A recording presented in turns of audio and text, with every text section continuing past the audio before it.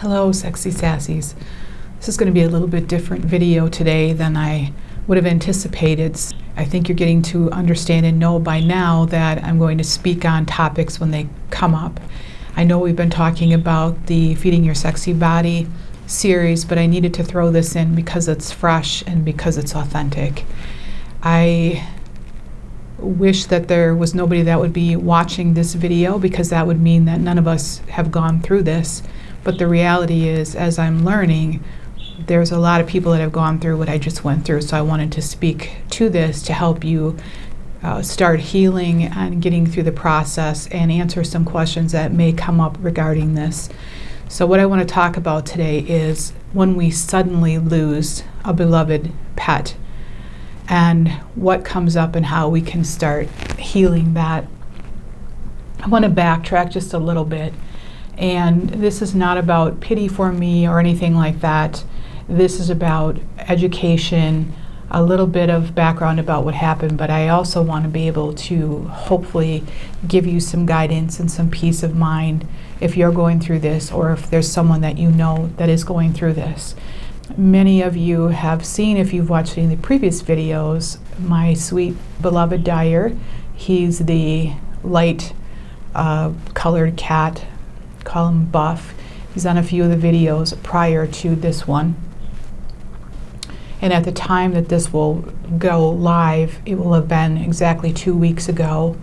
But on July 31st, 2023, Monday morning, I was just going about my day like I normally do. Long story short, I heard a loud bang, and Hope, my other cat, started to freak out pretty bad. And when I recognized what was happening, Dyer had fallen down about 4 steps and had either a heart attack or a stroke, and he died. It was sudden, and there was nothing telling me that there was anything wrong. And I was with him for his last minute of breath before he took his final breath. So I want to speak to that because it's devastating. It's traumatizing if you witness something like that. And so I'm going to talk about some of the ways to, number one, get through the shock of it, and also how to start working with the grieving process through this. The first thing that came up for me in the middle of this was I didn't know what to do.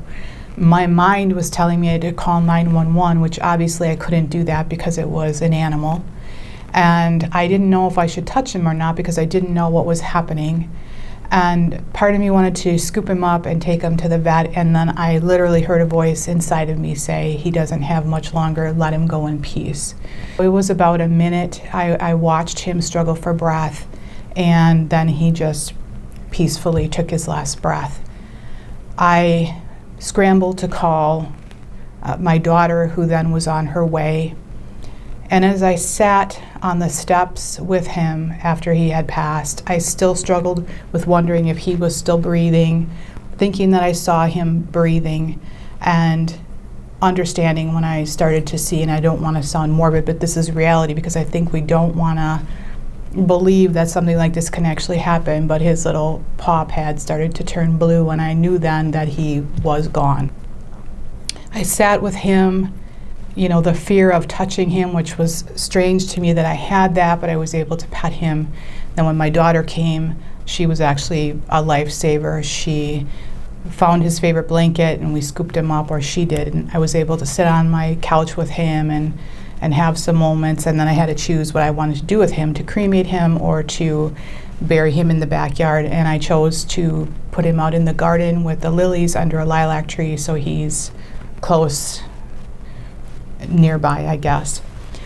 So I want to talk about what was going through my mind. So number one, what do you do in that situation when you're hit with it? Because it's not any different than if it's a person where there's an emergency, except at least with a person, you can call 911. You have to just understand that it's going to feel and be a mess. In those moments, the adrenaline starts pumping, it's a crisis, and you do the very best that you can to get through it. Number two, I went through the process of what could I have done differently. Did I not catch something? I had made them fresh food. I actually make them, him and Hope, fresh food, organic food, and I had made some the night before, so I automatically went to, did I put too much of supplements in there? Did I kill him? And could I have done this or could I have done that? And the reality is there's nothing I could have done. I didn't do anything different than I've done for 10 years, and it was just his time to go. Then there's the, what do we do with the body after the sweet soul has left? They're not going to break. I know it's strange that I thought that if I picked him up, I don't know what I thought. But anyway, it's okay to spend some time with your beloved animal if you can. Afterwards, to have closure, to say goodbye. Number 4 to think about is if you witness this kind of an event, whether an animal maybe is struck by a vehicle or, I mean, there's many, many things that can happen. Pretty sure he had a heart attack or a stroke. And there's many things that can happen.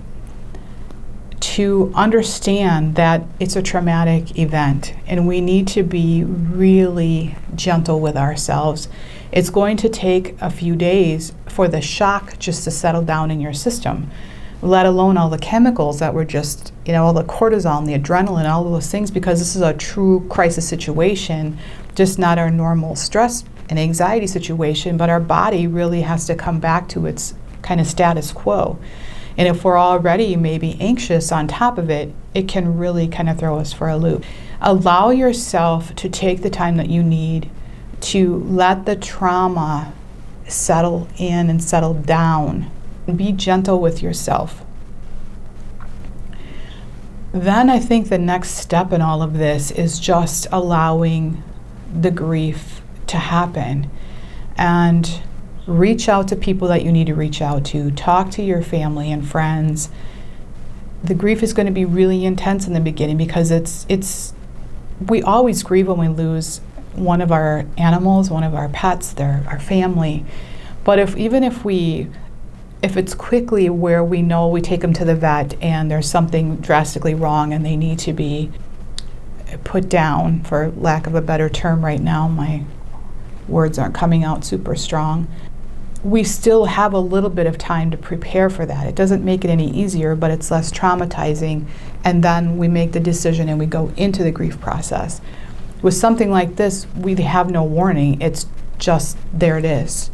And so it's going to be a little bit different to even realize that this isn't a joke or that it's not a dream. This truly happened.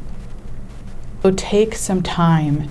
I'm kind of a busy go-getter kind of person, and I really have been spending the last, I guess it's been about 10 days now, being very gentle and easy, not doing any more than I have to, but also understanding that even though I'm grieving, it doesn't have to overwhelm me. So I have my moments of grief, and then I also have my moments of, I have other things I need to do now. And I can put that off to the side and come back to it. I would say that the hardest is probably the evenings when things quiet down. I would suggest find things that bring you peace and joy, whether it's talking to people to help calm you down, doing some kind of journaling. I would say distracting in these situations is not necessarily a bad thing. Watching some kind of programs that you really like, listening to music, being out in nature has really helped me. I've been taking really long walks every day. So find the things that bring you peace and allow space and time to do that. Everything in your life is going to be there. It's not going anywhere. Allow the space and time. And I know that's not easy. I've been struggling with that, but I'm grateful that I'm listening to my own body and listening to my spirit guides, and I'm doing what I need to do. So allow yourself to take the time that you need. If you have other pets in your home, like I have Hope, that brings about its own interesting dynamic as well, because she was also traumatized and she's missing him and wonders where he's at. So if you have other animals in the home, understand that they're also going through their own grieving process.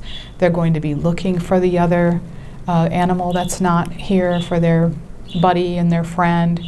allow that space and time. She didn't eat a whole lot for a couple days, and she's slowly now coming back to being more herself, but it's been a grieving process for her too. Allow your animals, if you have more than one in your home, to have the space that they need as well, and just giving them extra love and attention as they try to understand it, because as you know, we can't speak to them like you and I talk to each other. They're just trying to make sense of all of it, where 1 minute their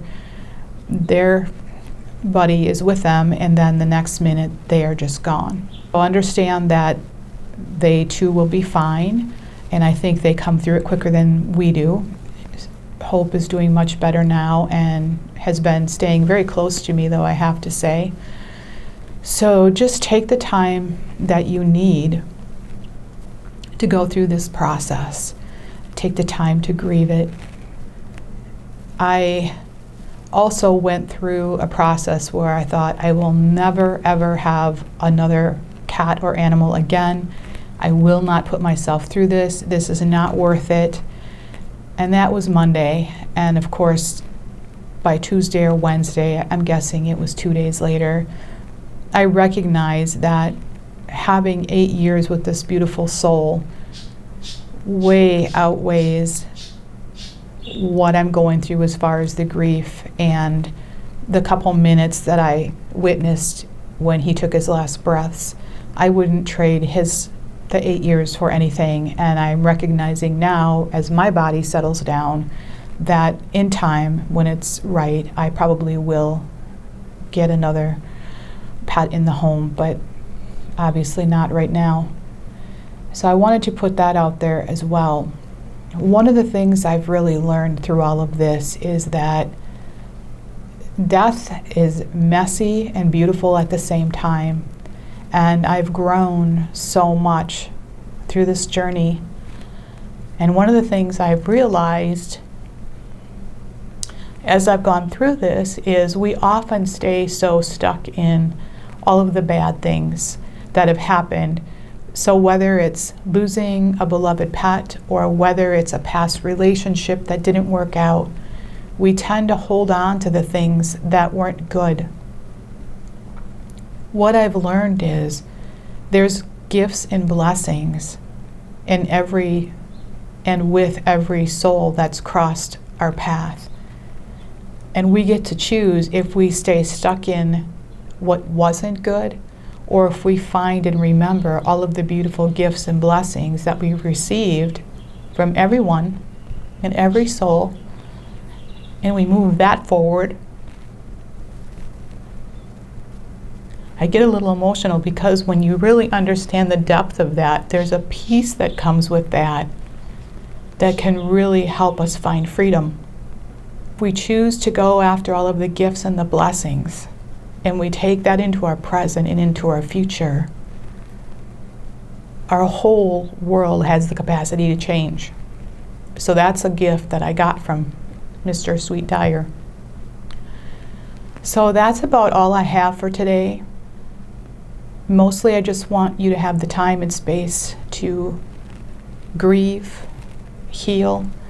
If for some reason you're not able to get the images or the sounds out of your mind, if there's something that's really tragic that happens, please seek some help. There's people that can do work that can help get that trauma out of your body. It should start to lessen as time goes on in a healthy way, but if it's not, and you're really holding on to it and you keep having flashbacks to it, there's something called brainspotting that is really good for trauma. I do a lot of that work with my clients. You can look it up on YouTube, Brainspotting with David Grant. There's also something called EMDR, which is kind of an older modality. So notice if you're really stuck in it, or even maybe if you're watching this and you lost a pet tragically years ago and you're still feeling it way too heightened, there's things you can do to get that out of your nervous system so you can just go to the memories and not have the trauma that holds with it.